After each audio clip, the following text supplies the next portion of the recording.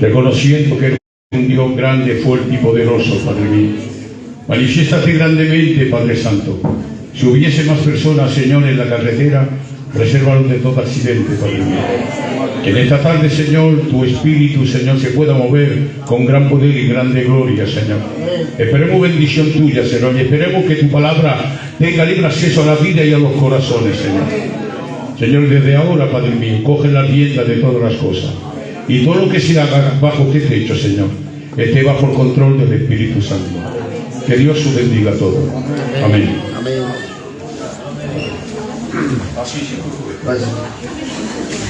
Quería presentaros a alguien de grande encima de nosotros. À mon époque, c'était mon délégué. Et mon délégué, c'était, je vous parle de cela en 93. C'était mon délégué. Aujourd'hui, on est en 23, ça fait 30 ans après. Eric Louis.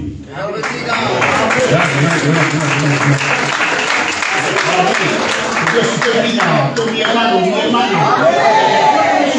Amén. Y que estaremos todos arriba en el cielo. Que Dieu bendiga pour lui, gracias María. N'oubliez pas dans vos prières, une minute pour prier pour lui. Amen. Bendito sea Seigneur. Voilà, on va rentrer dans le programme, amen. Et sans plus tarder, on va chanter un cantique ensemble. Et j'aimerais chanter un cantique de joie. Amen. Portant la nouvelle partout. Parce que c'est pour cela qu'on a été appelé au ministère. C'est pour apporter l'évangile. Amen. Amen.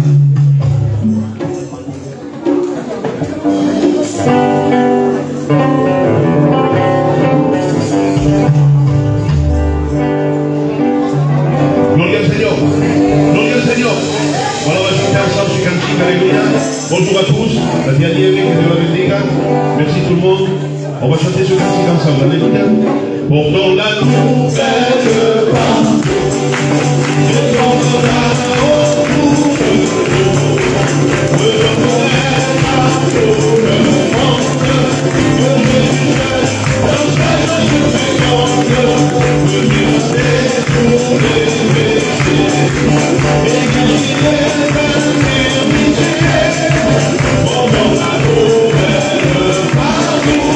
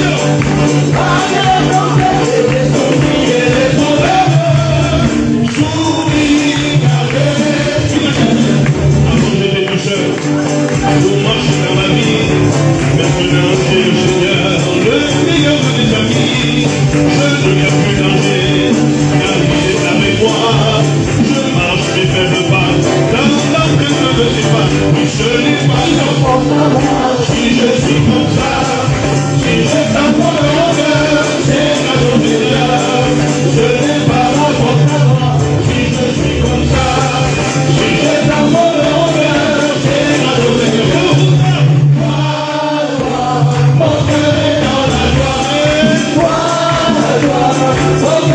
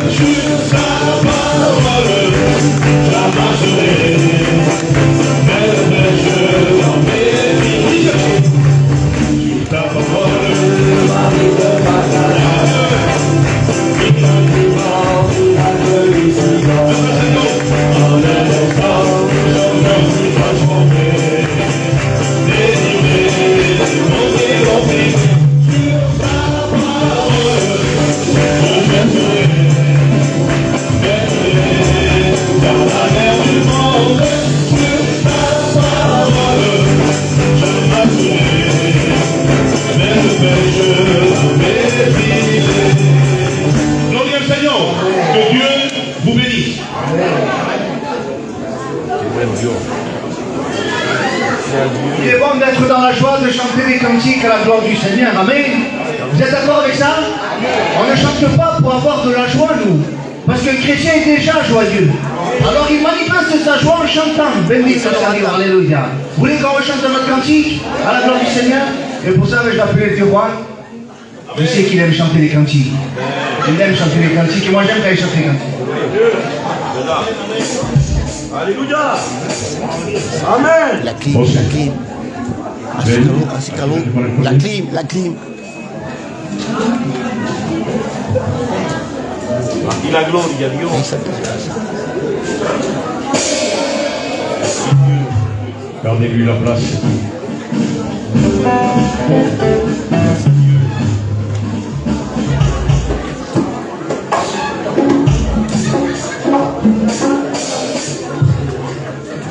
C'est vrai qu'on est dans la joie, mais il faut faire du silence aussi. Hein. Le silence, c'est l'ordre de Dieu. L'Éternel dira, la parole de Dieu dira dans Sophonie, silence devant l'Éternel. Il faut chanter lorsqu'il faut chanter, mais il faut se taire lorsqu'il faut se taire. Gloria a Dios. Voilà. Là, il y a l'ordre de Dieu. Béni soit le nom du Sauveur.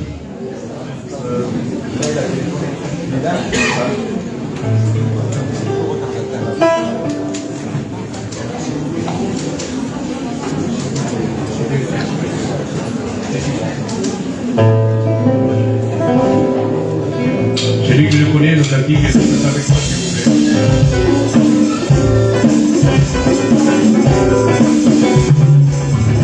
C'est si bon de louer son nom, de chanter des louanges, à votre nom, de proclamer sa fidélité, chaque jour infiniment. C'est si bon de louer son nom, de chanter ses louanges, à son nom, de proclamer sa fidélité, chaque jour infiniment. Tu dévoreras, Seigneur, tu dévoreras.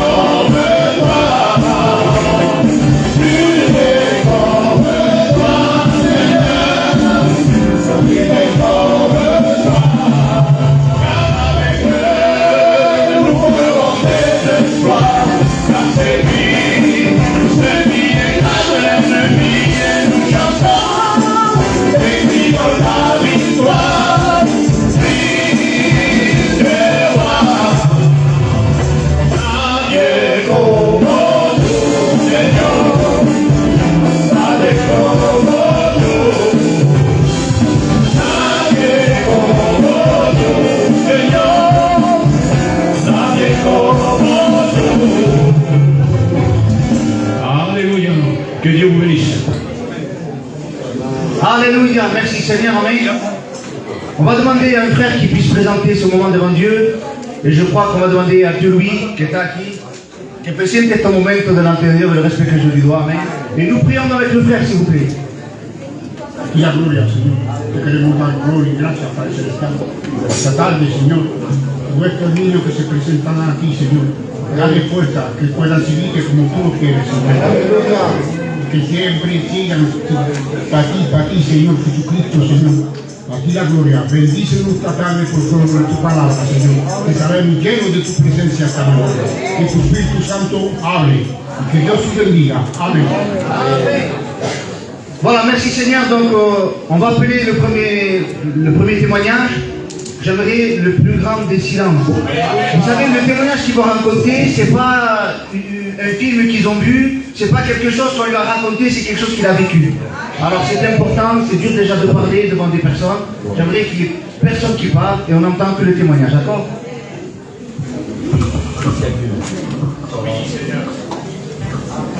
Eh bien, bonjour à tous déjà.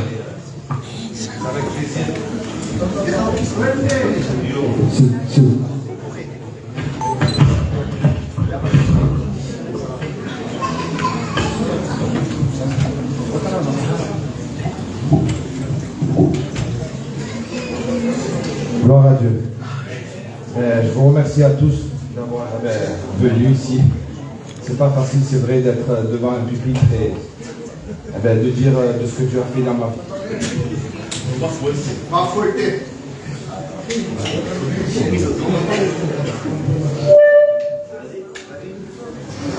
Mais merci encore à Dieu.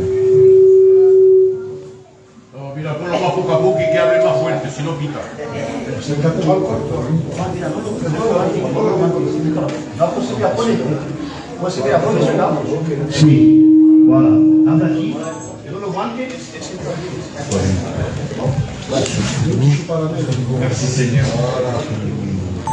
Eh bien, je suis né dans un foyer qui n'est pas chrétien.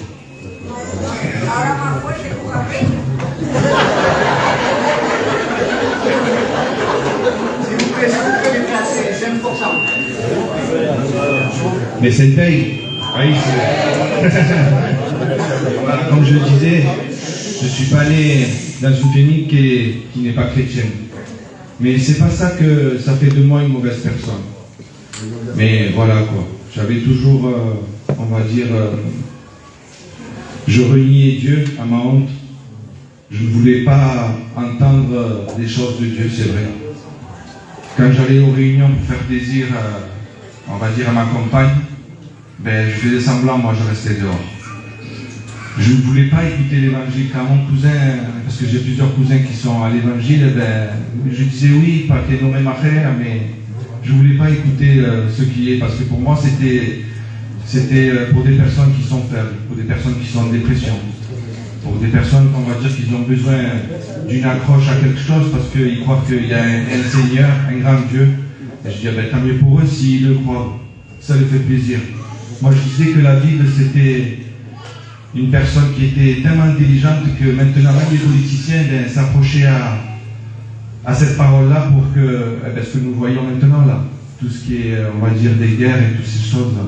Donc moi je croyais, je dis oui, ça c'est une personne qui est tellement intelligente qu'il a déjà prédit toutes choses.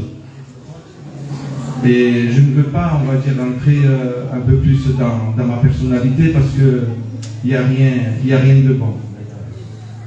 Et ça s'est passé, ça fait 3 ans de ça. On va dire à 3 ou 4 jours près, ça fait 3 ans de ça. Et c'était en plein confinement, je sais que tout le monde se rappelle de ça. Et il y en a beaucoup, je demande pardon, mais il y en a beaucoup qui sont passés vers la séparation. Et je sais que c'était pas difficile pour certaines personnes.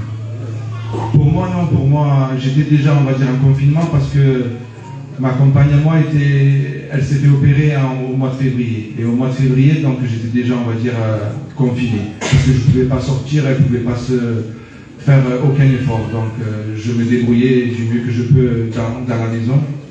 Et du coup, quand le 16 mars, quand il y a eu ce confinement-là, on a un peu vécu, on va dire, difficile parce qu'il n'y avait plus d'ordre d'heure, on se couchait, il n'y avait plus d'heure, on se levait, il n'y avait plus d'heure, on passait rien qu'à manger.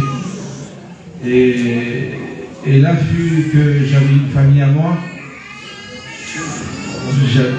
j'ai une tante à moi, je vais dire ça, j'ai une tante à moi qui était malade. Et dans ces jours-là, on va dire 3 ans à peu près, cette personne-là, j'avais mon cousin que je suis toujours avec lui au téléphone.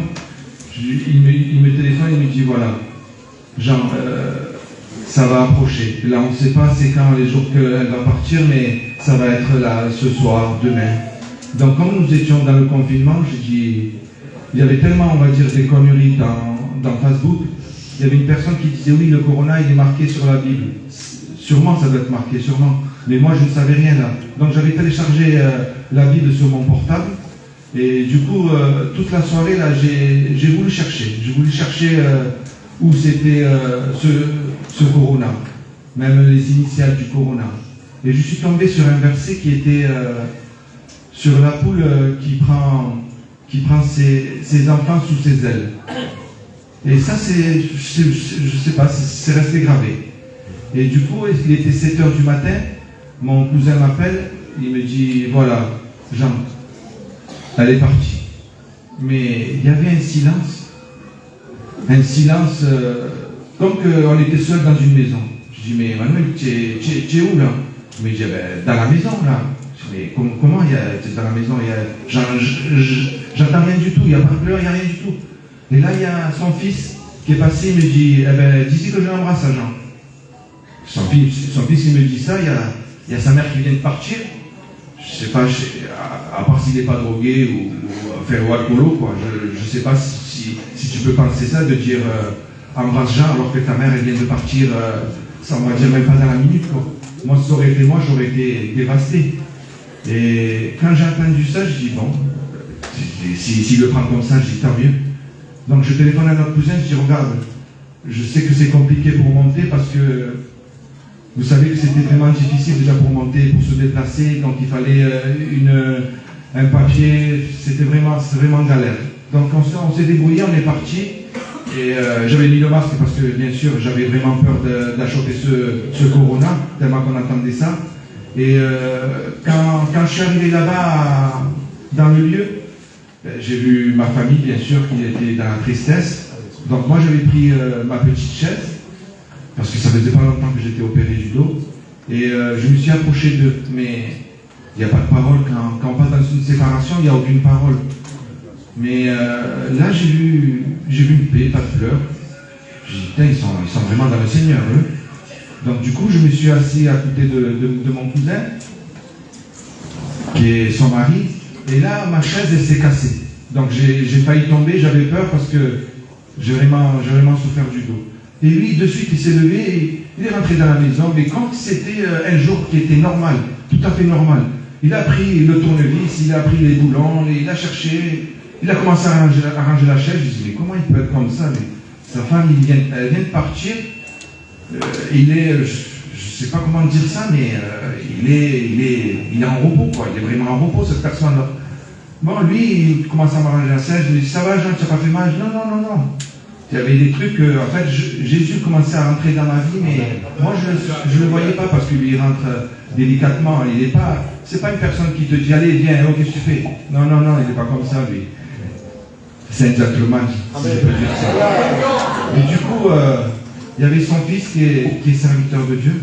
Et je dis, pour avoir une discussion, parce que bon, il n'y a pas de mots, et en plus on n'était pas nombreux, il y avait vraiment que la famille, mais vraiment on va dire compter. Et il y avait son fils là, qui était serviteur de Dieu, je lui ai dit, je lisais la Bible, tu sais, toute la nuit là, et j'ai tombé sur ce verset là, qui est sur la poule qui prend sur les ailes ses poussins. Et là du coup, son fils me regarde et il se met à rigoler. Je rigole, sa mère vient de partir, je ne sais pas d'où ils viennent, mais je ne les voyais plus qu'en tant que famille, mais en tant, on va dire, que extraterrestre. Ces personnes-là, ça aurait été moi, j'aurais été détruit.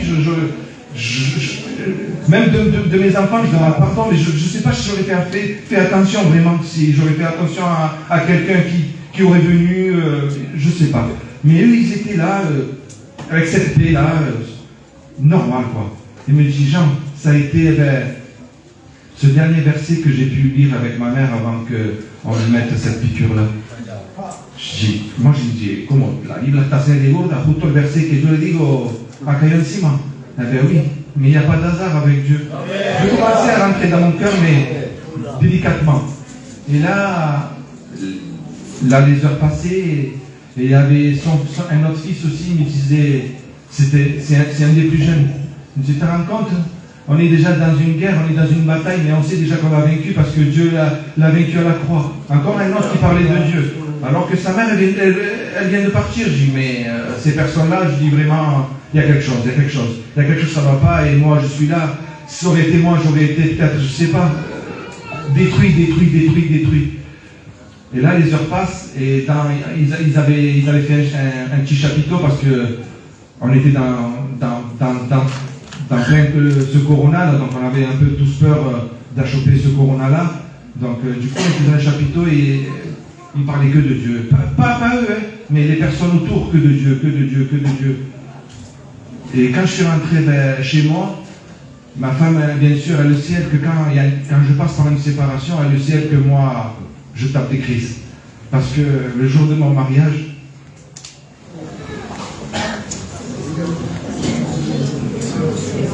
excusez-moi, le jour de mon mariage, j'ai mon cousin qui était au plus proche de moi. Je ne dis pas que mes deux autres cousins, je ne les aime pas, mais lui, voilà, il était différent.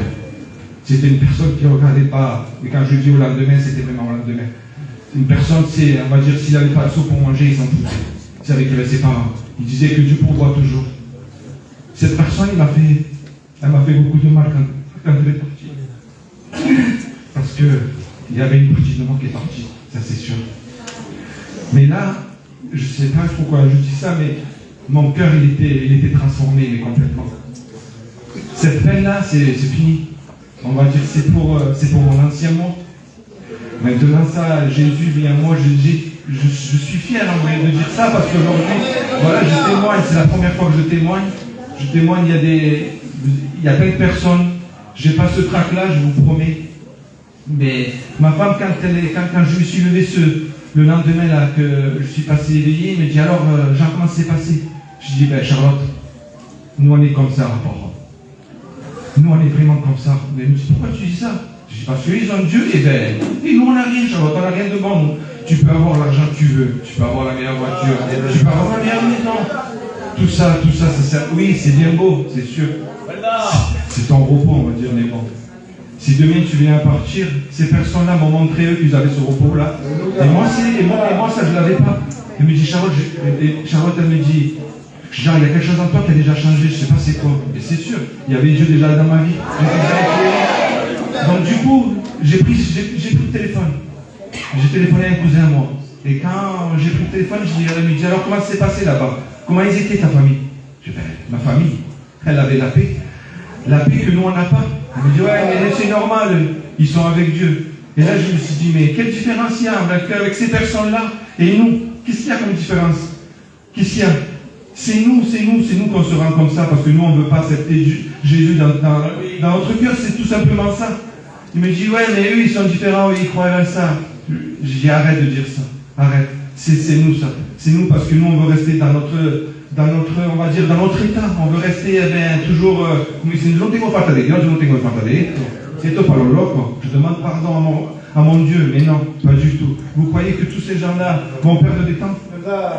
Vous croyez que toutes ces personnes-là qui sont déplacées, au lieu d'aller, c'est dimanche aujourd'hui, au lieu d'aller à la campagne se manger une glace, ils sont venus ici se déplacer. Vous croyez que ces personnes-là vont vraiment perdre du temps? Il y a des serviteurs là, ça fait plus de 40 ans qui sont ministres. Et vous croyez qu'ils racontent toujours la même chose? C'est pas facile d'être derrière. C'est pas facile du tout. Donc je vous en supplie. Donnez vraiment votre vie à Dieu. Parce qu'on ne va pas nous regretter, mais vraiment.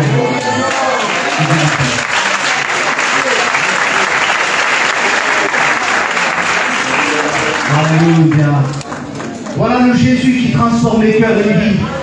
Un moment dur et difficile, un moment de deuil, où normalement ils sont en train de pleurer, de se lamenter. savez, on le dit, c'est une grande vérité. Une mère, c'est une mère pour 100 enfants. Et bien, cette maman, elle est partie auprès de Dieu.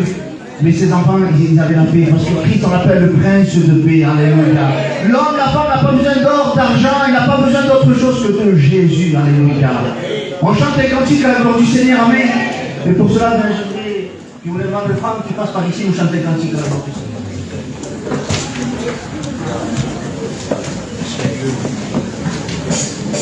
Amen, alléluia. Dieu soit béni. Mon cœur est dans la joie de pouvoir participer avec ce foyer, alléluia, qui se donne à Dieu. Je crois que c'est le fruit aujourd'hui de l'Église. Et que Dieu en soit béni, alléluia, parce que toute la gloire lui appartient à lui.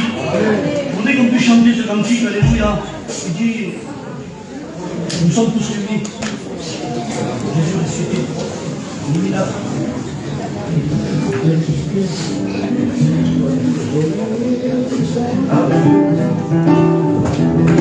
Aujourd'hui, nous sommes réunis.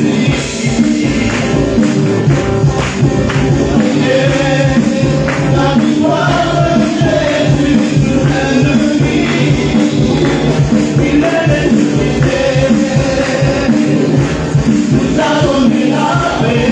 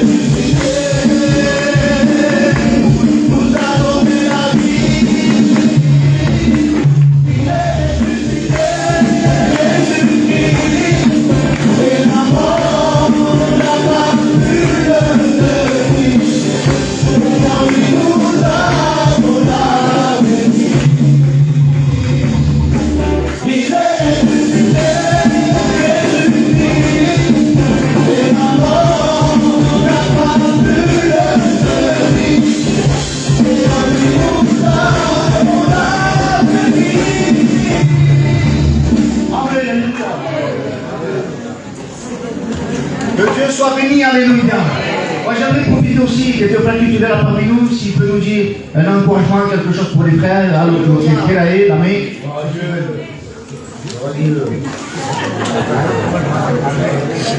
Vous savez cantar, même que c'est pas cantar.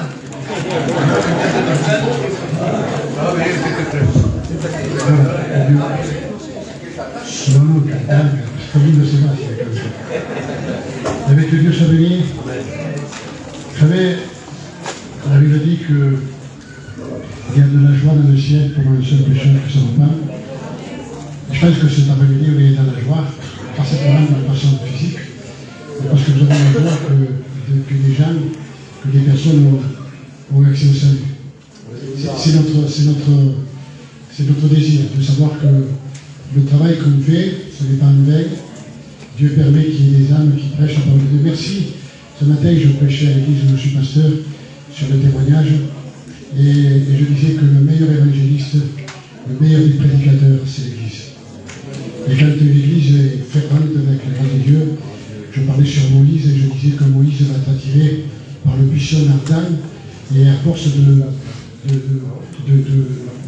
d'allumer, d'éclairer sans s'éteindre, ça va attirer l'attention. Vous savez, je disais aussi qu'à cette époque, il n'y avait pas de pompiers. Mais néanmoins, de temps en temps, il y avait des feux qui s'allumaient dans la rousse. Mais la particularité de ce buisson, c'est qu'il ne s'éteignait point. Il avait toujours la même intensité. À partir de là, ça a attiré l'attention de Moïse, et Moïse a été appelé par Dieu. Et c'est ce qui est arrivé à ce jeune garçon, de voir une église fervente, une église qui n'a pas perdu son intensité, la flamme qu'elle a reçue au commencement, ça a attiré son attention et Dieu l'a appelé. Et aujourd'hui, Dieu a fait de lui une nouvelle création. Pas simplement parce qu'il se baptise, parce qu'on sait que le baptême ne nous sauve pas, mais ce qui est important, c'est de dire ce que le Seigneur Jésus disait un jour à un homme, je te dis en vérité, tu as beau savoir beaucoup de choses, mais une chose est importante, il faut que la personne naisse de nouveau. Et je veux croire de tout mon cœur que ce foyer appartient à Christ, parce qu'ils sont venus de nous, et qu'aujourd'hui, ils ont une nouvelle espérance. Mais c'est vrai, sans Christ, nous ne sommes pas grand-chose. Vous l'avez écrit de nous. Un homme disait un jour à une femme, si tu m'enlèves la présence de Dieu, je serai un homme quelconque.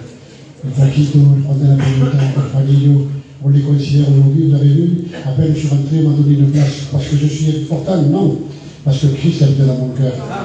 Vous levez de ma vie Jésus, mais je suis un homme quelconque, je m'assieds à côté, je fais personne de attention à moi, parce que celui qui donne de la valeur à quelqu'un, c'est Jésus. Amen. Voilà, que Dieu vous bénisse. Amen. Gloire à Dieu, alléluia. Voilà, j'aimerais appeler notre sœur la Calota. J'espère qu'elle va pas pleurer. Vous allez l'aider? Amen. Que Dieu la bendiga. Et en dernier, j'appellerai Franco de Fréjus avec le pompier qui va nous chanter un cantique après.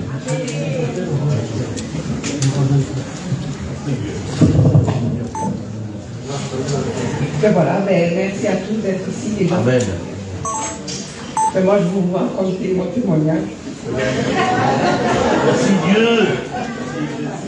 Merci, Sauveur. Mais je risque de ne pas pleurer alors. Et voilà, moi j'ai grandi dans les voies du Seigneur parce que ma mère a rencontré le Seigneur très jeune. Et nous, on faisait partie, on était tout petits, on allait déjà dans les réunions. Après, en grandissant, on n'allait pas aux réunions, mais ma mère allait. Et puis, moi j'ai un peu grandi et je me suis mariée. Et moi, mon mari, il ne voulait rien entendre du Seigneur, mais vraiment rien entendre du Seigneur. Je n'avais pas le droit d'aller aux réunions. Si ma mère me disait viens aux réunions, mon mari me disait non, tu ne vas pas aux réunions. Et moi je disais à ma mère, maman, je ne peux pas venir parce que je dois préparer les enfants, je dois faire à manger. J'inventais quelque chose. Et moi je me suis mariée jeune avec mon mari, et mon mari a perdu son cousin le soir de mon mariage.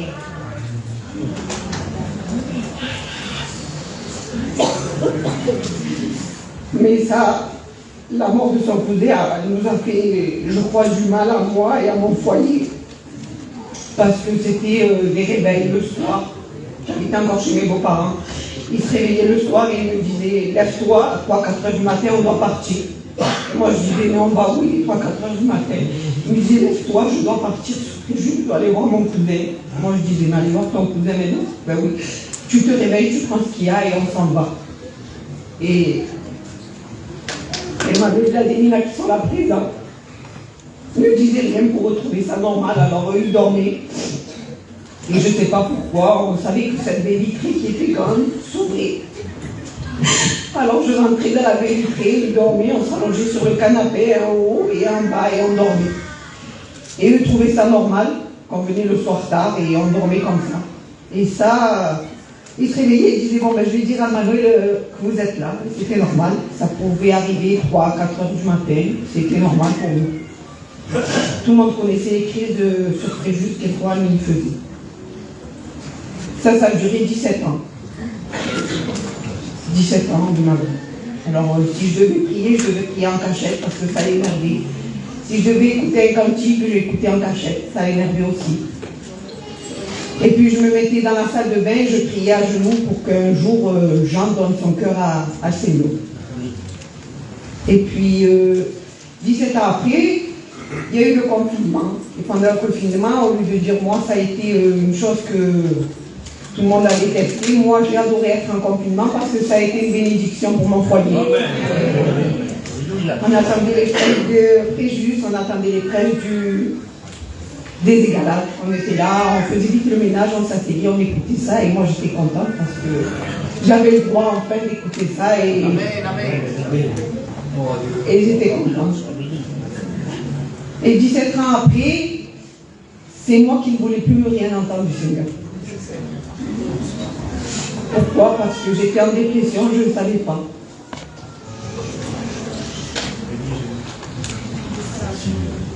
J'ai fait une grosse dépression au mois de novembre. Je ne voulais plus voir ma famille, ma belle famille, mes belles sœurs, mes beaux-frères, mes sœurs, que j'ai l'habitude d'appeler le matin, plutôt en visio, ma sœur qui est là. Je ne voulais plus le faire. C'était fini, je ne voulais plus aller nulle part. Je ne voulais plus, je m'enfermais chez moi. Et si ma fille me disait, maman, on sort pour aller m'habiller ou aller faire quelque chose, mon fils, moi je disais non, non.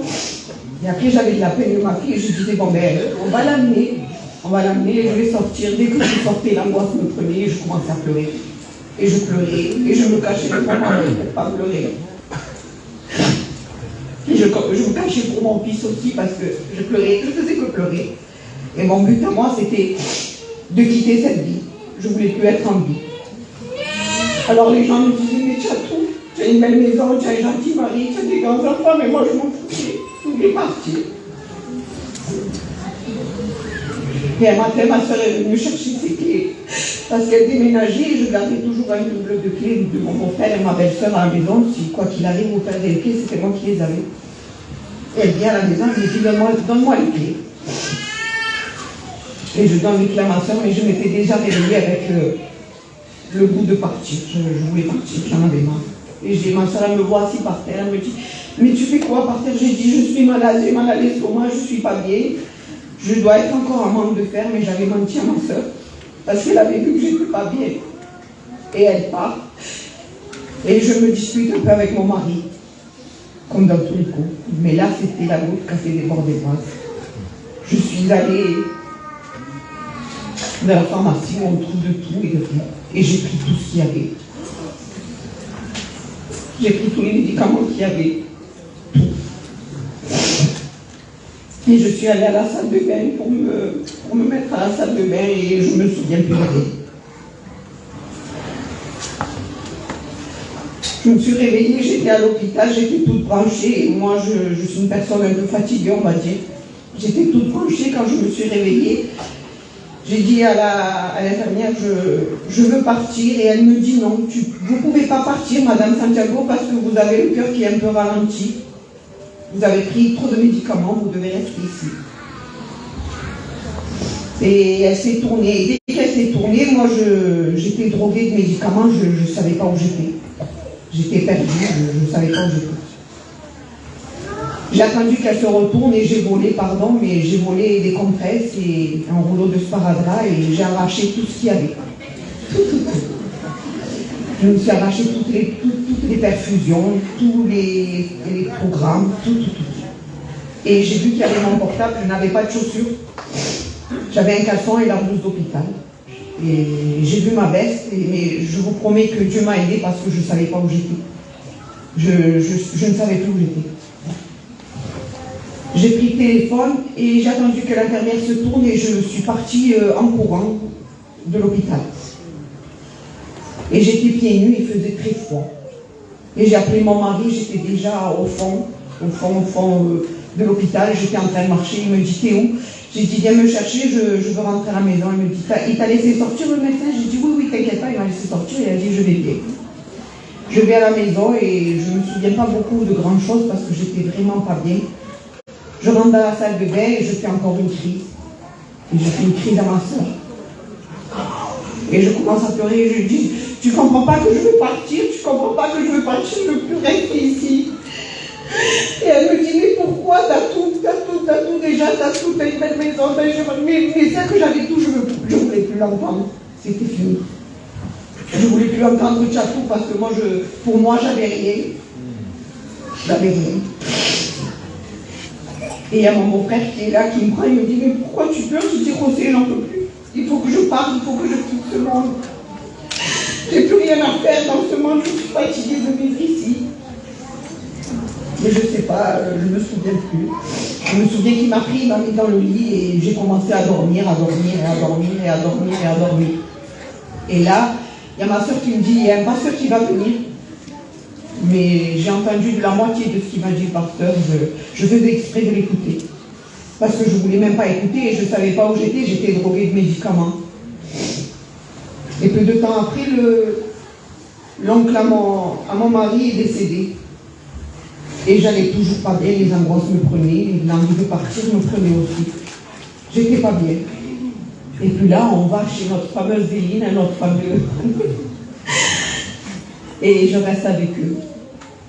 Et eux, ils voient que la Véline, elle voit que j'allais pas bien parce que j'avais le visage tout griffé. Et moi, j'avais caché ça. J'avais honte de dire que je m'étais griffé le visage parce que j'étais en pleine dépression. Elle me dit, qu'est-ce que tu as? Je dis rien. Je dis, j'ai rien, je vais bien. Mais après, j'arrivais plus à le cacher. Je voulais cacher parce que ma belle-mère, elle se fait beaucoup. Elle me demande, mais j'en ai marre que tu sois fatiguée, j'en ai marre, et je ne voulais pas lui faire de soucis que j'étais fatiguée, c'était vrai mentalement, je n'allais pas bien. Alors je me mettais bien parce qu'elle venait de perdre son frère et il fallait que je me mette bien pour elle. Alors il y a la Bélina qui était dans sa chambre, c'est elle qui me disait, mais qu'est-ce que tu as? Et je commençais à pleurer encore. Et je regardais ce couple. C'était eux qui me mettaient bien. Alors tu ne dois pas faire ci, mais pourquoi tu es comme ça? Et je les regardais, je dis, Seigneur, c'est eux qui me mettent bien. Avec tout ce qu'ils ont vu passer, parce que la Bélina était malade, je me disais, c'est eux qui me mettent bien. Je ne comprends pas. Je ne comprends pas, Seigneur, pourquoi eux, ils me mettent bien. Et puis mon mari me dit, on doit rentrer, je suis fatiguée, l'enterrement, c'était le jour d'avant, il me dit, on doit rentrer. Je lui ai dit, moi, je ne veux pas rentrer à la maison. Moi, je ne veux pas rentrer, je veux rester ici, je ne veux pas rentrer parce que je n'ai pas envie de rentrer à la maison, je n'ai pas envie de refaire ces crises. Et je vais encore être malade parce que je ne veux pas rester à la maison. Et puis ça a continué, on est rentré, et ça a continué, ça a continué. J'étais là, prise d'angoisse, en train de pleurer, et je ne voulais pas rentrer chez moi, je voulais rien savoir de mes enfants. Et puis mon mari me dit, bon ben on va aller en voyage, pour me faire plaisir sûrement. Mais même ça, ça ne me faisait pas plaisir, je m'en foutais. J'avais pas envie, j'étais là-bas et ça ne me faisait pas plaisir non plus d'être là-bas à Disney. Pour moi, c'était... je m'en foutais. Et puis, il y avait le pasteur Jean-François qui prêchait ici aux Égalades. Et mon mari me dit, tu sais, on ne pourra pas y aller parce que le train de Disney arrive tard. Je dis, ben c'est pas grave. Il me dit, je vais les appeler manger à la maison. Je dis, ben d'accord. Puis ils viennent à la maison et eux ils mangent et moi je fais le ménage parce que j'avais la maison qui était en bordel avec les valises. Eux ils mangent et moi je ne prends pas le temps de parler avec eux. Et puis c'est le moment de partir. Et mon mari me montre la maison à son cousin, et Franco. Et il y a Jean-François qui vient à côté de moi et il me dit, pour partir, mais qu'est-ce que tu as? Je lui dis, j'ai rien. J'ai juste que je ne suis pas bien, je ne me sens pas bien, et puis j'ai plus envie, il n'y a plus rien qui me fait plaisir ici. Et lui, il me regarde, il me dit, mais tu n'as rien, tu n'as rien, c'est juste que tu refuses Jésus dans ton cœur, c'est tout. Et puis moi, j'ai gardé ça dans un coin dans mon cœur. Et puis la semaine a passé, moi, mon compagnon me disait, tu viens à la réunion? Je disais, non, je ne vais pas à la réunion, j'ai pas envie d'aller à la réunion. La semaine d'après, tu viens aux réunions comme ça, tu vas être bien, tu vas voir, ça va te mettre bien. Je disais, non, je ne viens plus à la réunion, j'ai plus envie d'aller aux réunions. J'ai plus à peine de me dire, viens aux réunions, j'ai plus envie d'écouter la réunion, j'ai plus envie, je ne veux plus rien savoir du Seigneur. Et puis la semaine d'après, mon mari m'a redit, tu viens à la réunion? J'ai dit, oui, je vais aller à la réunion parce que j'étais fatiguée d'être comme j'étais. Et puis, je suis venue à la réunion. J'ai fait comme si de rien n'était avec les sœurs, je leur ai dit bonjour, je me suis assise dans ma place. Et puis la réunion a commencé et j'ai dit, Seigneur, donne-moi la paix. Donne-moi la paix, si c'est ici que je dois être, je resterai ici. Et puis comme la réunion a commencé, je me suis assise à ma place. Et j'ai commencé à prier et j'ai senti la paix. Et j'ai dit, Seigneur, si c'est ici que je dois être, dis-moi-le. Et de suite, instantanément, la réunion a commencé et je me suis sentie en paix et j'ai dit, Seigneur, c'est ici que je veux être. Et voilà, et depuis je suis ici, je remercie le Seigneur parce que on aime le Seigneur de toute notre force. Et voilà. Que Dieu nous bénisse.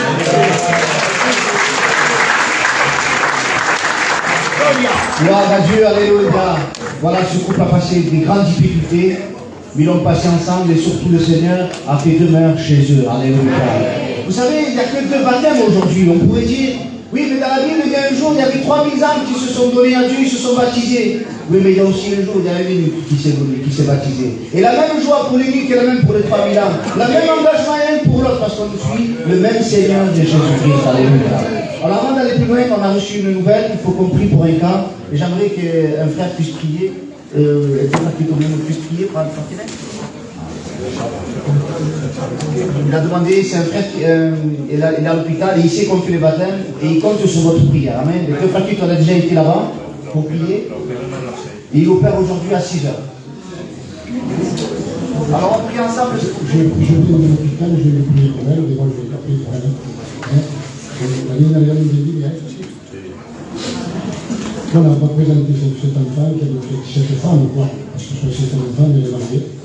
On va demander à Dieu de la bénir et de manifester sa puissance. Vous savez, à Dieu tout est possible. Un homme un jour disait, dis un seul mot, Seigneur, et mon serviteur sera établi.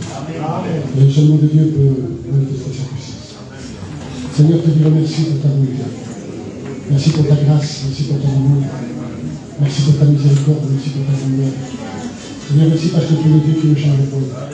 Je veux venir aujourd'hui éternellement, Seigneur.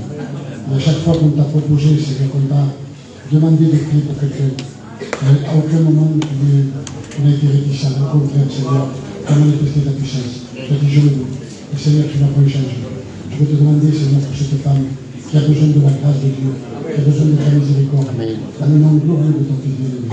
À ton nom, sur toute la gloire. Guéris-la, Seigneur. Manifeste-toi. Seigneur, si tu veux, tu peux même intervenir avant même l'opération. À Dieu sur toute la gloire. Amen. Voilà, merci Seigneur. Mais la Bible dit à un moment donné que l'on doit prêcher l'évangile dans les moments favorables, mais pas dans les moments favorables aussi. Dans les moments de deuil, de séparation, on doit prêcher l'évangile, mais dans les moments de joie aussi, on doit prêcher l'évangile. Eh bien, c'est le moment d'écouter la parole de Dieu. Amen. Certainement que le message va durer quelques minutes, et peut-être que dans ces minutes-là, ben, il y a une minute où le Seigneur va te parler directement.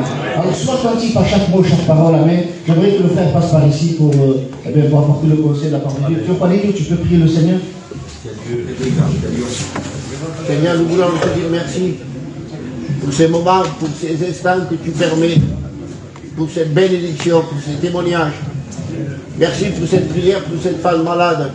Et maintenant, on prie pour ton serviteur. Étends tes bonnes mains. Permets que ta parole soit facile dans sa bouche. Et que ta parole puisse atteindre le cœur qui est perdu. Seigneur, pour la gloire de ton nom. Au nom de ton Fils Jésus. Amen. Merci à Dieu. Amen. À lui toute la gloire. À lui toute la gloire. J'étais là, j'étais assis, et c'était un vieux cantique. Ce cantique dit, si tu veux le bonheur, le vrai bonheur, laisse entrer Jésus dans ton cœur. On peut même le chanter là. Parce que tu es conscient que si tu veux le vrai bonheur, il faut laisser Jésus rentrer dans ton cœur. C'est simple en vérité. Et vous allez voir, je suis simple. Donc je n'ai pas la capacité d'apporter un message. Non. J'ai la capacité d'apporter l'évangile. Amen. Ça, c'est la différence. Ça m'est difficile, hein, parce que Juan, c'est mon cousin, Charlotte. Ils ont pris beaucoup pour lui, parce qu'il faisait beaucoup de crises. Et je parlais avec mes frères, ma mère, mon père. Je disais à Juan, il me faut Dieu. Comme ça, il est délivré de ça. Et je bénis Dieu parce qu'il est délivré. Amen. Vous savez, la médecine ne peut pas enlever ça. La dépression, c'est pas possible. On vous donne des cachets, on vous donne supplie. On couvre ça. Mais Dieu enlève ça. Amen. Alors peut-être dans ce cas, un grand sourire, tu caches, mais tu es comme ça. Laisse-moi te dire que si tu ne viens pas à Jésus, tu resteras comme ça. Et l'ennemi te chuchottera des choses qui n'est pas la gloire de Dieu. Aujourd'hui, je bénis Dieu parce que tu es là. Et tu as entendu comme moi des témoignages qu'ils ont dit. Merci Seigneur, Amen. Je ne savais pas que Charlotte était comme ça. Je l'ai découvert aujourd'hui. Vous savez, il y a des prières dans le secret. Elle a dû faire des prières dans le secret que personne ne sait. Et Dieu le sait. Merci à Dieu, Amen. Je bénis Dieu parce qu'aujourd'hui vous êtes invités. Hein, sûrement, vous êtes invités, la famille. J'ai beaucoup de familles qui sont là. Et ils n'appartiennent pas à Dieu encore. Alors, tu es venu comme spectateur invité. Et beaucoup de personnes sont participants de l'œuvre. Et aujourd'hui, tu es venu comme spectateur. Pour voir ce que c'est un baptême évangélique. Tu es venu. Mais aujourd'hui, le but de la parole de Dieu, c'est que tu ne sortes pas spectateur, tu participes. C'est important ça. Parce que si tu resteras spectateur, tu resteras dans la position comme tu es venu. C'est pas compliqué ce que je dis, hein. Mais c'est une vérité. Amen, alléluia. On va prendre cette histoire, c'est dans Acte 3. Vous connaissez cette histoire pour les chrétiens. Mais toi qui ne connais pas, vous allez voir cet homme. Regardez, il y a des gens montés ensemble au temple à l'heure de la prière, c'était la 9e heure, 3 heures de l'après-midi. Il y avait un homme boiteux de l'essence qu'on portait et qu'on plaçait tous les jours à la porte du temple appelé la Vierge. Tous les jours, cet homme, on le portait. Et cet homme, il disait, on dit la Bible qu'il avait un problème. On dit qu'il était perclus. Il ne pouvait pas marcher. Et il était de naissance comme ça. Ça veut dire que cet homme-là, depuis tout petit, il dépendait des autres. Et oui. Si personne ne venait pas le chercher, personne ne pouvait l'amener au temple. Personne. Depuis tout petit, il s'est fait une vie comme ça. Alors je m'imagine cet homme, depuis tout petit, il était petit, et regardait ses amis peut-être jouer, mais lui il ne pouvait pas. Alors il avait une vie à part, écartée. Et il était toujours spectateur des choses. Alors là, il est là, on la porte, et il est au temple là. Mais il y a une différence, c'est qu'il est à la porte du temple. Tu comprends ça? Lui, il est spectateur de la porte du temple. Et aujourd'hui, peut-être, tu es spectateur de ce que Dieu montre, de ce que Dieu démontre. Amen. Tu as vu ce que tu peux faire, mais tu es spectateur. Tu restes à la porte. C'est simple, hein? Est-ce que je suis compliqué? Combien de personnes restent toujours à la porte de la bénédiction? Et ils savent éperdument que dans leur cœur, Dieu peut. Ça vous est jamais arrivé quand on dit tu vas à la réunion d'un culte? Si, on l'a pas mis. Vous rigolez, mais c'est une vérité. Ces personnes-là sont spectateurs. Viens-toi à la réunion et demande-lui. Amen. Cet homme était comme ça. Alors il s'habituait comme ça. Mais Pierre et Jean vient à prier le Seigneur. Et une petite note là de Pierre et Jean. Pierre et Jean est semblable à des serviteurs de Dieu. Ils sont toujours là. Ils passent. Bien souvent on s'arrête aux serviteurs, excusez-moi. Le masé casse, le t'as pas ça. Parce que Pierre et Jean montaient à l'heure de la prière, et il y avait toujours ce paralytique. Là, il était là. Alors il montait. La bénédiction ne viendra pas d'un serviteur, elle viendra de Dieu. Amen. Et je bénis Dieu, vous savez pourquoi? Parce que c'est lui qui nous donne grâce à travailler dans son œuvre. Et je dis merci à Dieu. Amen. Parce que moi je suis rien. Amen. C'est lui qui dirige tout. Je peux ouvrir une parenthèse. Hier on a fait une réunion, on a une annexe. Et c'est une réunion merveilleuse. Il y avait des personnes là, des convertis. Et après j'ai fait une réunion pour une seule femme. Elle a prié pendant des années pour la bénédiction, pour la guérison. Et j'ai prié sur cette femme qui touche le bord directement de Jésus. Elle a été prise. Et pourtant, j'avais un message, mais Dieu change tout. Mais j'oublie Dieu. Et peut-être ce soir, vous savez, quand on m'a dit tu vas prêcher, Antonio, Ben, je vais chercher le mot de Dieu comme tout serviteur. Et peut-être ce soir, toi, hein, la famille, tu es venu comme spectateur. Eh oui, il y a le beau-frère, il y a le cousin, il y a le neveu qui se baptisent, on va recommencer ça. Ils ont pris la bonne part. Amen. Je vous dis, ils ont pris la bonne part. Demande-leur à mon cousin et à ma cousine, donnez-lui 1 million d'euros et qui sont en dehors dans le monde. Vous allez voir le gouvernement. Aujourd'hui, je ne sais pas quelle position tu as face à la parole de Dieu. Tu peux venir au culte, tu peux venir aux réunions, écouter la parole de Dieu, mais toujours être spectateur de la bénédiction de Dieu. Quel dommage! Quel dommage! Amen! Cet homme est là, il voit Pierre et Jean. Il voit Pierre et Jean rentrer dans le temple. Il dit, qu'est-ce qu'il fait? Il demande au monde. Il demande quelque chose. Il demande quelque chose pour son intérêt. Son intérêt. Et bien souvent, on vient à Dieu par intérêt. Excusez-moi, ne venez pas à Dieu par intérêt. Je suis clair, hein?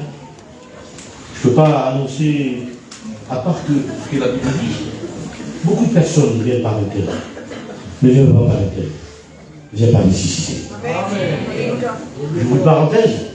La femme qui touche le bord du vêtement de Jésus, elle touche, il y a un miracle, mais Jésus dit qui va toucher? C'est pas possible. Et les disciples disent, regarde Seigneur, tous les gens qui te touchent, et tu me dis à moi, qui a touché? Alors laissez-moi vous dire, vous avez vu les personnes qui arrivent. Jésus connaît le toucher de l'intérêt et le toucher du besoin. C'est une grâce. Qui m'a touché? Il n'a pas dit au pluriel, il a dit au singulier. Qui m'a touché? Ça veut dire que cette femme, elle a touché le bord du vêtement avec une nécessité dans son cœur. Et Dieu voit que tu viens à Dieu avec une nécessité ou un besoin, ou un intérêt. Et je ne sais pas. Moi, je ne vais pas être long, croyez-moi. C'est pas force de parole. Hein. Il y a des personnes qui écoutent la parole de Dieu pendant 20 ans et ils ne sont pas convertis. Ils ne passent pas le cap. Ils passent pas le cap. Je ne sais pas pourquoi, mais ils ne passent pas le cap. Parce que tu resteras toujours à la porte de la bénédiction. Merci Seigneur, amen. Un homme boiteux de licence qu'on portait en passé tous les jours à la porte du temple, appelé la belle, pour qu'il demande le monde. Cet homme voyant Pierre et Jean, qui allait y entrer, amen, qui allait entrer, Pierre et Jean rentraient dans la bénédiction. Le temple, là, représente la présence de Dieu. Et il rentre dans la présence de Dieu. C'est merveilleux, la présence de Dieu. Ce que vous avez ressenti cet après-midi, c'est la présence de Dieu. Ce que vous avez ressenti cet après-midi, c'est la paix de Dieu. Ce que vous avez ressenti aujourd'hui, c'est la joie de Dieu. Quelle joie de Dieu! C'est pas une voiture, oui, il y a des personnes qui s'achètent une voiture, mais j'ai rien contre ça. Amen. Moi, je vous dis, une belle voiture. Ça n'aura pas la joie que Dieu me donne. Quelle vérité. Seigneur, c'est une joie éphémère. Mais la joie que Dieu donne, elle ne peut pas s'exprimer. Alors comment on fait? On la vit. Quel mot est vrai? On la vit, la paix de Dieu. Même si ça ne va pas, s'il y a un coup de pain et de l'eau, il vaut mieux avoir un pain et de l'eau qu'une maison remplie de viande et de querelles. Je ne sais pas pourquoi je dis ça, mais Dieu vous a expliqué. Amen. Et il rentre.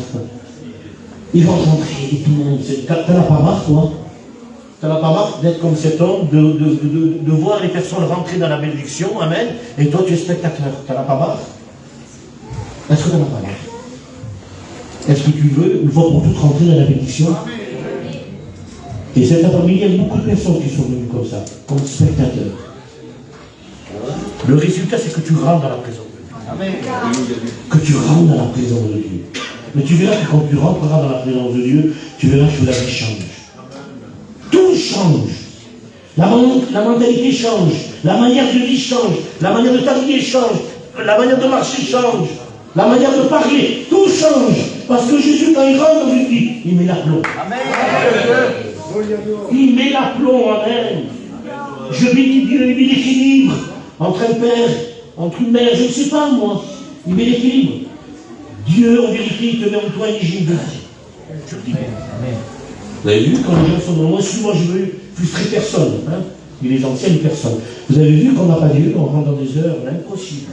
Dans quel état? Je ne sais pas. Donc vous faites la navire, c'est la vérité. Quand il n'y a pas Dieu dans une vie, c'est un déséquilibre. C'est vrai ou pas? Mais quand Dieu rentre dans une vie, il met l'équilibre. Alors, les spectateurs, rentre pas l'évidence où tu as besoin de Jésus. Tout va mal en vérité, tout va mal. Tout va mal. La seule chose qui va pas mal, c'est ça. C'est simple, hein? Il n'y a que ça, il n'y a que Dieu. Et à la fin des choses, tu vas être spectateur parce que tu vas te rendre à l'évidence. S'il te plaît, ne sois pas au pied du mur. Et pourtant, c'est la vie, ça. Des fois, on est au pied du mur parce qu'on n'en peut plus. Et on dit, Seigneur, j'ai besoin de toi. N'attends pas que tu es au pied du mur. Laisse-moi te dire que si tu as Dieu et que le problème, il va te porter. C'est ça la différence. Amen, alléluia. C'est ça la différence. Et cet homme était toujours là.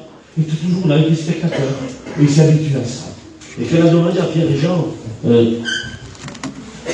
tu as quelque chose, Pierre et Jean? Il croyait donner un gros billet ou des pièces. De toute façon, Pierre et Jean n'avaient rien. C'était le réveil. Ils avaient tout donné aux apôtres. Ils n'avaient rien. Ça veut dire que Pierre et Jean n'avaient pas caché ça. Ils avaient tout donné pour l'heure. Mais s'il y avait Pierre et Jean, c'est qu'il y avait Dieu, Jésus dans son cœur. Amen. Je n'ai l'argent ni or. Ce que j'ai, je te le donne. Quand tu passes par la dépression, comme ma cousine, elle a dit tout. Elle avait besoin que de Dieu. Son confort, tout. Ses enfants. Seigneur, là, le plus grand amour, c'est un enfant. Même pas ses enfants pouvaient porter la paix. Elle a dû faire ça, je ne sais pas, elle a dû, pour retrouver un peu de paix, elle a dû peut-être aller voir sa fille, sa dernière, pour voir si ça s'enlève, ça. Non, là, c'est pas l'idée. Mais quand elle a compris de venir à la réunion, et quand elle a compris qu'il n'y a que Jésus, en l'instant, elle est pour enlever. Oui. C'est ça la parole de Dieu. Alors pourquoi tu te compliques? Dieu a décidé d'en vivre. Peut-être cet après-midi, tu veux rester spectateur parce que ta vie te satisfait. Ta vie te satisfait, mais il n'y a pas de problème sur ça. Mais laisse-moi te dire que tu as besoin de Jésus. Tu as besoin de Christ. Amen. Je n'y argent ni or. Ce que j'ai, je te le donne. Je vous laisse et je vous donne ma paix. Ça, c'est Jésus. Mais pas comme le monde donne. Ça veut dire que dans le monde, il y a une paix. Mais pas comme celle de Jésus. Alors ne compare pas ta tranquillité, ton confort, ton bien-être face à la paix de Dieu. C'est faux. C'est faux et c'est faux. Gloire à Dieu. Tu t'en sortis, catholique. Vous voyez que Pierre et Jean disent juste comme ça. Je n'ai argent ni or, ce que j'ai, je te le donne. Ils sont arrivés, ils sont partis? Non, ils ont tendu la main. Ils ont tendu la main. Et aujourd'hui, c'est pas Pierre et Jean qui te tendent la main. C'est quelqu'un de plus grand. Il est au-dessus de Dieu. Celui qui va te tendre la main, ça fait Amen. Amen. Quel mal. Quelle main, Seigneur. Un homme marchait dans un chemin, il marchait. Et il marchait. Il y a un moment, il arrive dans un chantier, il voit un petit pont qui est délabré, et il a peur, c'est normal, il n'a pas de tomber. Et il parle à Dieu. Il dit, Dieu, laisse-moi que je te tienne la main, parce que j'ai peur de tomber. J'ai peur de tomber et de me faire mal. Dieu dit, non, c'est moi qui te tiens la main. Et l'homme, il dit, c'est pareil, Dieu. Vous savez ce qu'il dit pour Dieu? Si toi, tu me tiens la main, tu vas me lâcher. Mais si moi, je tiens ta main, je ne veux point te lâcher. C'est simple, hein? Encore 2 minutes? Hein? C'est pas force de parole, hein? Je ne sais pas comment tu es venu. Laisse-moi te dire. Laisse Jésus entrer dans ton cœur. Je n'y ai l'argent ni or. Ce que j'ai te le donne, le revêt. Et aussitôt, depuis sa jeunesse, depuis tout petit, il vit une vie à part. Il vit une vie, il dépend des autres. Maintenant, il ne dépend plus des autres. Il ne dépend plus des autres. Il dépend de Jésus. Vous savez pourquoi? Personne n'a porté pour entrer dans le temple. C'est lui-même qui est rentré. Il n'avait plus besoin de personne. Il avait besoin que de Jésus. Cet homme, depuis tant d'années, s'est habitué à une vie. Peut-être renié, peut-être délaissé, parce qu'il avait intérêt à personne, il était perdu, mais à un instant quand même, depuis tout le temps, il regardait pauvre. Mais là où la pointe, aucunement il ressentait la présence de Dieu. Mais peut-être, oui, il voyait les autres sortir et bénir. Peut-être c'est ton cas, toi. Ce soir, tu es là, tu es à l'église, tu écoutes la parole de Dieu, et tu regardes les autres bénis. Arrête de regarder la bénédiction. Participe à la bénédiction. Et je bénis Dieu parce que cet homme, personne ne l'a poussé. Il est rentré. Vous savez comment il est rentré? Comme jamais. Comme jamais il est rentré. Il est rentré en sautant en mouvement. Et en criant. Délivrance totale. Plus besoin de personne. Tu as besoin de Jésus. Amen. Alors qu'est-ce que tu vas faire cet après-midi? Je vais faire. Amen. Tu vas rester encore spectateur? Je suis venu, mais sache, de ce que tu as vu aujourd'hui, c'est la vérité. De ce que tu vois aujourd'hui, c'est la vérité. Parce que Jésus, dans sa parole, il dit, je suis le chemin, je suis la vérité et la vie. Amen. Il n'y a qu'un seul chemin. Il n'y a qu'une seule vérité. Il n'y a qu'une seule vie. C'est Jésus. Amen. Amen. Alors maintenant que je suis prévenu, je le dis toujours. Quand je finis de prêcher, je le dis tous les jours. Moi, j'ai fait ce que Dieu m'a demandé. J'ai prêché. Amen. Tout simplement. Peut-être courtement. Mais laisse-moi te dire qu'aujourd'hui, tu es responsable de la parole de Dieu. Je me décharge de ça. Tu es responsable de la parole de Dieu. La parole de Dieu te demande de rentrer dans la bénédiction et ne point rester spectateur. Amen. Si tu veux rester spectateur, c'est ton choix. Dieu ne force personne. Dieu dit, je me tiens à la porte et je frappe. Il frappera peut-être pendant des années. Si quelqu'un en t'amènera, ouvre la porte. C'est de ton côté. C'est toi. Si tu veux rester spectateur, tu resteras. Et tu resteras toujours malheureux. Malheureux. Malheureux. Et tu sais que la solution aujourd'hui, c'est de rentrer dans le temple. Amen. Tu ne verras plus les autres sortir.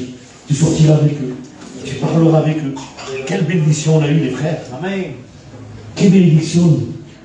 Amen. Est-ce que je ne veux pas dire ce soir que les choses anciennes sont passées et toutes choses sont devenues nouvelles.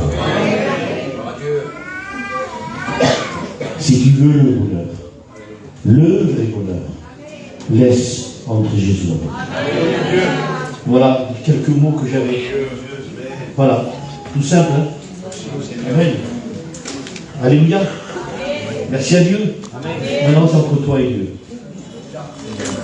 Je vais vous dire plus loin qu'il y a même des personnes qui côtoient les églises. Et ils sont spectateurs de l'ordre de Dieu. Ils ne sont pas participants. Sois participant. Amen. Jésus revient bientôt. Amen. Que Dieu vous bénisse. Amen.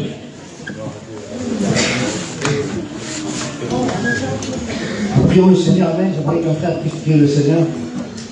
Quel est ton diamant? Oui, tu pries le Seigneur, s'il te plaît. Padre, a ti sea la gloria, Maestro. Y gracias te da mi vida por tu santa palabra, Señor. Porque esa semilla, Señor Padre, no viene del hombre, pero esa semilla viene del cielo, Dios mío. Quiero darte la gracia, Señor, porque una vez de más, Señor, has demostrado tu amor y tu misericordia, y tu compasión y tu paciencia hacia nosotros, Señor. Y gracias porque todavía estamos en el tiempo de la gracia, y todavía podemos alcanzar la salvación. Solamente, Padre Santo, reconociendo nuestro estado y confesando y abandonando el pecado, Señor. Entonces esa semilla santa, Señor, lo creo, que ha caído en buena tierra, Señor. Hazlo crecer y que venga, Señor Padre, el hombre y la mujer al arrepentimiento. En el nombre maravilloso de Cristo. Amén, Señor. Gloire à Dieu, alléluia. Je suis content, merci Seigneur. Jusqu'à maintenant, les choses se passent comme Dieu l'a voulu. Amen. Je sais que c'est compliqué, on est beaucoup. Je vous remercie d'avoir fait silence. On est quasiment pile poil dans le programme. Amen. Mais ce qui va suivre maintenant, c'est qu'on va baptiser les frères. J'aimerais qu'on reste tous assis. Il n'y a que le père et la mère des baptisés. Si quelqu'un me dit, il n'y a pas de problème. Les autres personnes, s'il vous plaît, on reste assis. Quand on va sortir les voiles, il va aller se changer. On attend qu'il revienne. Pendant qu'il revient, vous chantez une cantique de frère. D'accord? Comme ça, il lui laisse le temps de revenir et de voir sa femme se baptiser. Amen. J'aimerais que tu famille se regarde conmigo.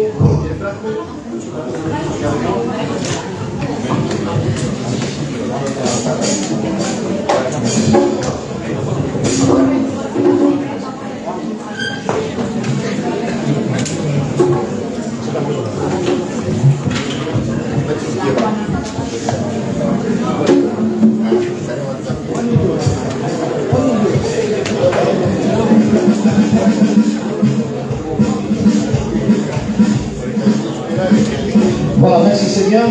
On reste dans le calme, dans la tranquillité, s'il vous plaît. On va lui poser quelques questions avant de le baptiser à Juan. Voilà, j'aimerais que le frère vienne avec la serviette. Voilà, merci. Et après, je donne le micro à alors, vous savez, quand on s'engage, s'il vous plaît, encore quelques minutes, on fait silence. Lorsqu'une personne passe devant la mairie qu'elle va se marier, il témoigne devant tout le monde qu'il va s'engager dans les bons moments et dans les mauvais jours. Pas simplement pour aller en voyage, il va estar tranquille, non, mais aussi qu'il y aura des mauvais jours. Et là maintenant, je vais poser la question à Juan. Il va s'engager avec le Dieu éternel, alléluia. Même s'il a déjà fait, même s'il a déjà donné son cœur à Dieu, mais je veux que publiquement, Juan, tu puisses dire de ta bouche, est-ce que tu crois que le Seigneur Jésus est mort et ressuscité pour toi? Amen. Amen, il le croit. Est-ce que tu crois que si le Seigneur revient, tu pars avec lui? Amen. Il a cru que le Seigneur il est ressuscité pour lui et qu'il revient pour lui, alléluia. Donc, dans la confession de sa foi, on va le baptiser au nom du Père, du Fils et du Saint-Esprit.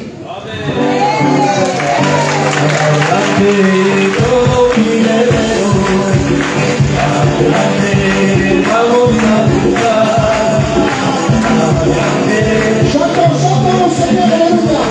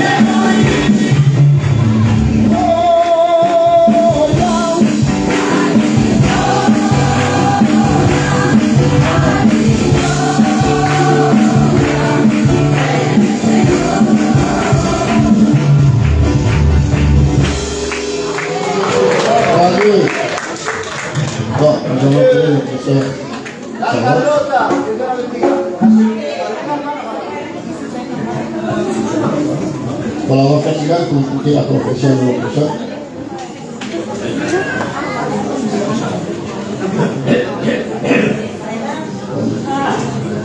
Là, ça va être une conviction fraîche.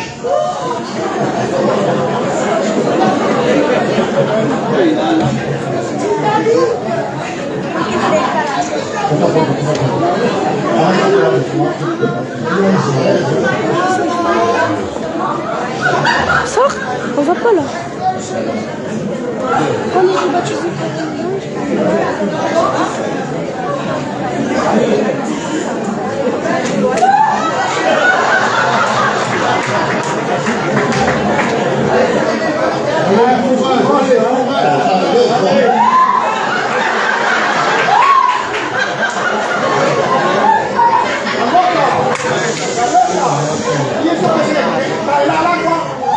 Y eso que se bautizaba andando aquí en el río. Allez, on va faire vite, s'il vous plaît, on fixera, on va faire vite parce que nous ne sommes pas là. J'aimerais que tu crois que Jésus est le Fils de Dieu. Amen. Est-ce que tu crois que Jésus est mort et ressuscité pour toi? Oui. Est-ce que tu crois qu'il revient bientôt te chercher? Oui. Est-ce que tu t'engages à le suivre tous les jours de ta vie, dans les bons comme dans les mauvais jours? Oui. Selon ton engagement et selon la confession de ta foi, nous te baptisons au nom du Père, du Fils et du Saint-Esprit. Amen.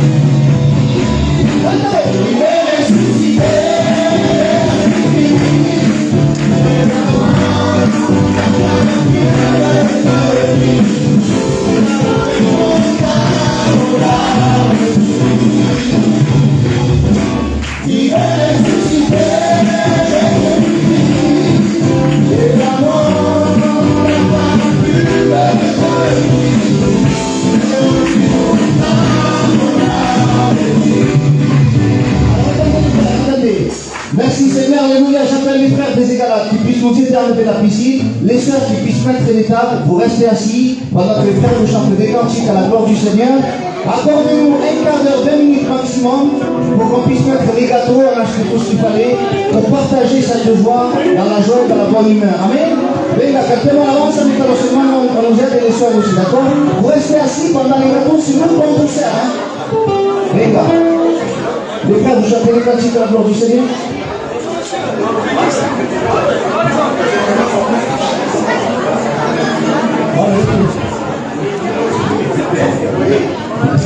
Non, il y a tout ce qu'il faut, les jouer. Vous restez assis les autres.